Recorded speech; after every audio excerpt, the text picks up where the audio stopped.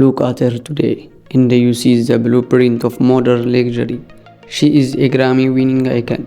She has multiple diamond certified records. She sits next to Anna Wintour at fashion shows, commands millions of dollars for a single verse, and has built a generational empire. She is the loudest, most unapologetic voice in the room, routing custom Mogul in the channel. To the critics, she is a loudmouth who got lucky. To the industry, she is a cash cow. But they don't know about the Amish market. They don't know about the $215 a week paychecks. They don't know about the teenage girl trapping herself in a room, desperately counting crumpled dollar bills just to escape a man who was beating her.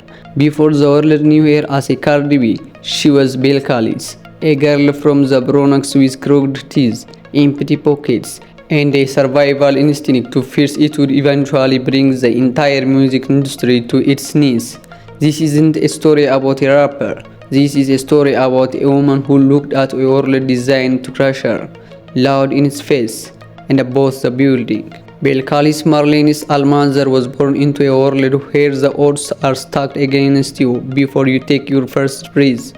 Raised between the South Bronx and the Washington Heights by a Dominican father and a Trinidadian mother, her child was split between two harsh realities. Her parents worked relentlessly just to keep the lights on. She grew up fast. You have to when the streets outside your window are unforgiving. As a teenager, she sought protection and belonging in the only place that seemed to offer it, the streets. At 16, she became affiliated with the Bloods gang. It wasn't a badge of honor, it was a symptom of her environment, a way to survive the walk home. But Bill Callis had a secret. She was incredibly smart. She went to Renaissance High School for musical theater and technology. She loved history. She loved entertaining. But dreams don't pay the rent in the Bronx. By her late teens, she was kicked out of her mother's house. She was living with a boyfriend who was physically abusive. She was trapped in a cycle of poverty and violence that swallows thousands of young women every single year. To survive, she got a job as a cashier at an Amish market in Tribeca, Manhattan. She was making $250 a week. You are working full-time, standing on your feet all day, taking orders from rich people in Manhattan, only to take the train back to a tiny room where you are terrified of the man you live with. You have no savings. You have no degree. You are suffocating. Then one day, she gave a coworker a slight discount on some food. The manager caught her. He didn't just fire her, he threw her out onto the street. Bill Callis was devastated. She had lost her only lifeline. But as she was walking out the door, crying, the manager looked at her and said something that would change the trajectory of her life forever. He told her, "You are pretty, you have nice body. Go across the street to the strip club. You will make more money there." Society loves to judge sex workers, but for a 19-year-old Bill Callis, the strip club wasn't a party. It was an emergency exit. She walked into a club, terrified, and started dancing.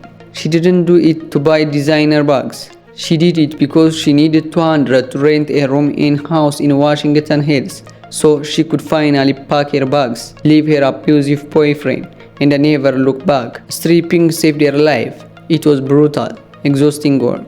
The hours were punishing. The environment was dangerous. But for the first time in her life, Bill Callis had power. She had her own money. She used the money to survive. She used the money to pay for her own apartment. She even used it to briefly go back to college at the Borough of Manhattan Community College, taking courses in history and French. In the club, she wasn't Bill Callis, the wired cashier. She was Cardi, a nickname that eventually evolved into Cardi B. She learned how to hustle. She learned how to read a room, how to entertain, and how to command attention from people who only saw her as an object. And while she was sitting in the dressing rooms, waiting for her shift, she started talking to her phone. Long before TikTok algorithms manufactured fame, there was Vine and Instagram. The Cardi B hacked them simply by refusing to be fake. She started posting videos of herself ranting about life, men, money, and her struggles. She was loud. She was vulgar.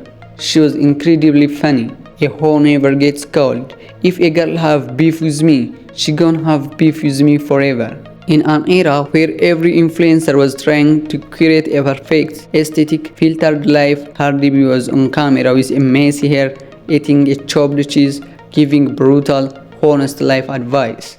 The internet became obsessed. She went from thousands to millions of followers. People didn't just watch her, they rooted for her. She was the voice of every girl who had ever been overlooked. She was the voice of every girl who had ever been overlooked, underestimated, or told she was too ghetto. She was famous. Internet fame does not always pay the bills. She needed a bridge to cross over into the real entertainment industry. In 2015, she joined the cast of VH1's reality show, Love and Hip Hop New York. Historically, reality TV is the graveyard of music careers. If you go on reality TV, the music industry stops taking you seriously. You became a caricature. But Cardi B is a chess player. She knew exactly what she was doing. She didn't go on the show to be a reality star. She used the show as a multi-million-dollar nationally televised commercial for her actual dream, becoming a rapper. She was the breakout star of the season. She gave them the drama, she gave them the catchphrases, and she got the paycheck. And then, at the height of her reality TV fame, when everyone told her to stay on the show and collect the easy money, she quit. She walked away from guaranteed fame to sleep in recording studios, betting absolutely everything on her music. When Cardi B released her first mixtapes, Gangsta Bitch Music, Volume 1 and 2, the hip-hop purists laughed. She is a reality star. She is an Instagram comedian. She is just a stripper. They refused to see the hunger in her eyes. Then came the summer of 2017. Cardi B walked into a studio and laid down a track over a beat inspired by Florida rapper Kodak Black. She called it Boda Kilo. It wasn't a pop song.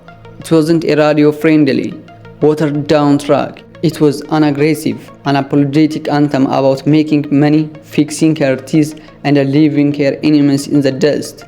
I don't dance now, I make money moves.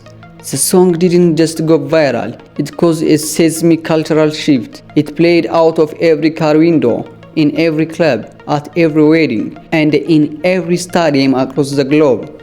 In September 2017, the girl who was fired from the Amish market achieved the impossible. Boda Kilo is number 1 on the Billboard Hot 100. She dethroned Taylor Swift. She became the first female rapper to achieve a solo number 1 hit since Lauryn Hill did it in 1998, nearly 20 years earlier. The industry had to bow down. They couldn't call her a fluke anymore. Atlantic Records, who had taken a gamble on singing her, suddenly had the biggest star on the planet. With absolute power comes absolute scrutiny. Cardi released her debut album, Invasion of Privacy, in 2018. It broke Apple Music records. It went triple platinum. It won the Grammy for Best Rap Album, making her the first solo female artist in history to win the award. But the higher she climbed, the harder they tried to pull her down. The internet tore apart her grammar. They mocked her accent. They dug up her past. They tried to pit her against every other female rapper in the industry, desperately trying to start wars just to generate clicks. They wanted her to apologize for being loud. They wanted her to put on a polite corporate mask. But Bill Callis remembered the cold nights in the Bronx. She remembered the dressing room at a strip club. She knew that the moment she changed who she was to please the elite, she would lose the superpower that got her there in the first place. If she made a mistake, she owned it. If she was angry, she screamed it. If she was happy, she twerked on a yacht. She remained fiercely and undeniably herself. Today, Cardi B's net worth is estimated in the tens of millions. She is a mother, a businesswoman, and a cultural titan. But her true legacy isn't the Birkenbacks or the chart records. Her legacy is the ultimate destruction of the word no. Cardi B is living proof that your past does not disqualify your future. You can be from the hood. You can have a heavy accent. You can make terrible mistakes in your youth. You can work a job that society looks down upon just to survive. The world will tell you that you are too loud, too unpolished, and too ghetto to sit in the boardrooms or win the awards. Cardi B's story teaches us one brutal, beautiful truth. You don't have to change who you are to win. You just have to work so hard that they have no choice but to accept you exactly as you are. Who is an artist you think is deeply misunderstood?